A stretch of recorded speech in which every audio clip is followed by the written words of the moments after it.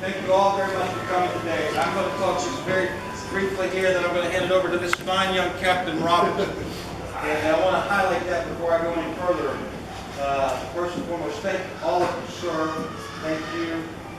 Thank you, gentlemen, and thank Captain Roberts for all the hard work and dedication they've done to get this project moving forward. Today, what you're going to hear is we start this off, and he's going to be very elaborate in his words. He's a high-speed young captain.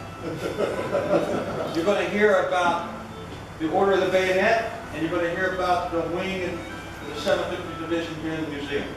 Both are very important to this organization, to this headquarters, to our division. To have a place in this museum to represent the 7th Infantry Division is of the utmost importance because of the rich traditions and histories associated with the division. And more importantly, the traditions and histories that are being created by the brigades that work for the division today. We need to carry that forward so the story is always told. One day we will not be here to tell the story. They will look at it in pictures, they'll look at it in cases, and they will know what you and those that came before you did. And that's why we need to have this here in our museum, and I think it's the utmost important. The other aspect today will be the inaugural event of the Order of the Bayonet.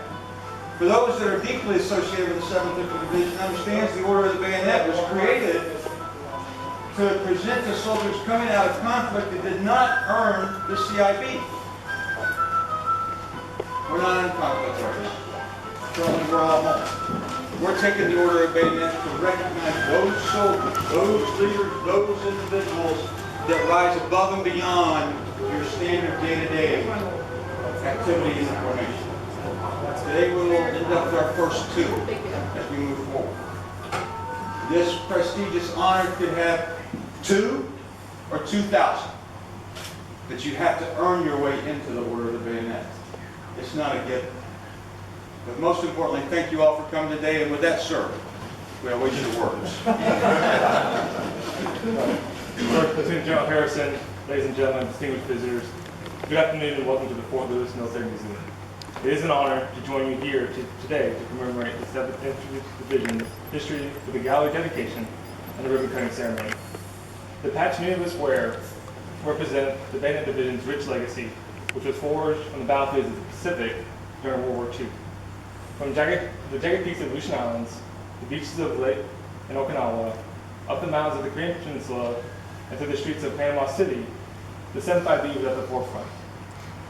The work that has been done to make this gallery possible is of incredible importance. It honors all of those who have won this patch before us, highlights the sacrifices made by our bayonet soldiers throughout our history, and helps link the current soldiers with the past as we write the chapters of our unit's history. But there are many people to thank, and I'll start with Mr. Miles Grant and Ms. Cynthia Santos. This is the director and museum specialist. They are the hard work laborers who put the effort into the research, into the design, and to the actual execution of building this division gallery for us. All right, also we have Mr. Ian Larson, who is our lead president for the Friends of the Fort Lewis Military Museum. Without his organization's financial support, guidance, and volunteerism, all of this, what we're doing today, would not be possible. I'd also like to recognize Mr. Alan Archibald, and then one of our museum volunteers, and then from our friends over at McChord, the DI shop, Mr. Ken Mitchell and Robert Delgado, who put the intricate details into the displays to make sure that you have a world-class product here at the gallery. And also the soldiers who contributed.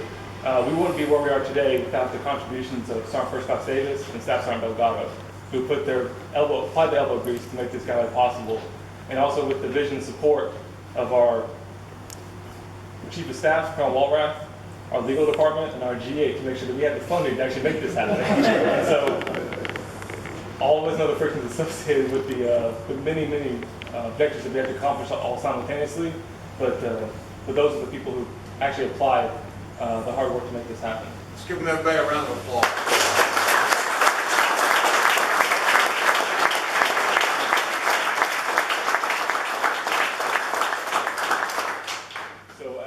As you walk through, remember we're honoring our 7th Division soldiers and heroes, but we're all doing it because of the contribution support of those individuals that we just recognized.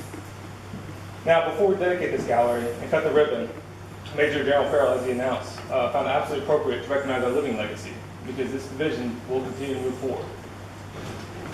The 2 7th Infantry Division soldiers got inducted into the Order of the Bayonet. These soldiers are what continue to make this division strong. Now, the Order of Bayonet, as General Farrell already mentioned, originally was used to recognize soldiers who served in Korea.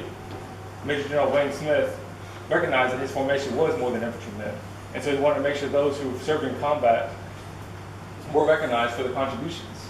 And interestingly enough, most recently, as we worked into the global war on terrorism, the Army saw the division that 7th Infantry Division spearheaded and was like, yeah, that Order of the Bayonet pin looks a lot like what a combat action badge should look like.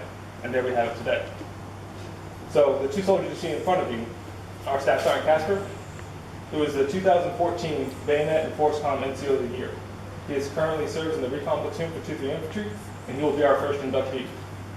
Just alongside him is Specialist Jackson, the 2014 Bayonet and Corps Soldier of the Year. He also served with the Scout Platoon under the leadership of Staff Sergeant Casper. And with that, Major General Farrell will present the pins. Thank you. I would ask that you do, if you get a chance to get close enough to see these 2 young men, because like the cab that I wear, it is very, very similar with the addition of the patch. So it is the driver, I do believe, with the combat action badge that we now have. And I'm truly honored to induct you 2 today. As I told you before, you are the first 2. If there's 2 or 2,000, it doesn't matter. You are the ones that are set the standard as we go forward. And this is not for what you have done. This is what you have demonstrated you will do in the future, and the conduct you've got going forward. So thank you very much.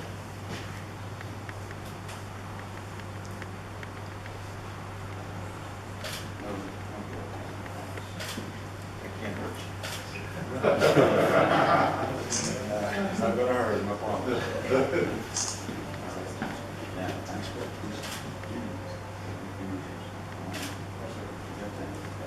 It means you gotta know where I go. I'll make that happen. Congratulations. She's very proud. Let's give him a round of applause.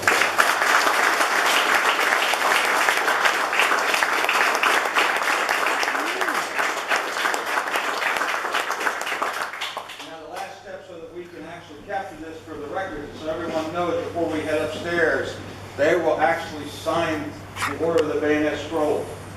And they will forever be a member of the Bayonet by having their name and their comments as the first 2 to enter the book. So gentlemen, please. We'll all watch. No pressure.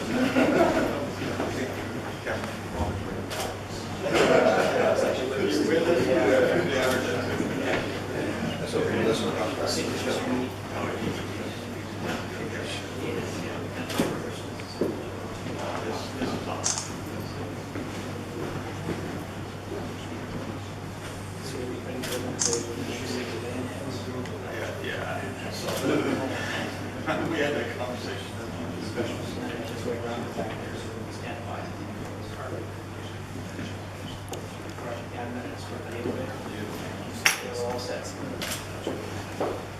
One more round of applause. Yeah.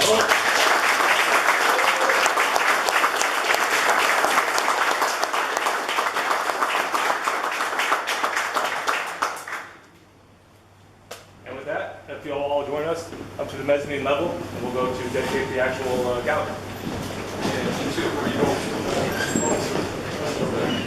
Yeah, hold the elevator, please. The elevator's coming for you.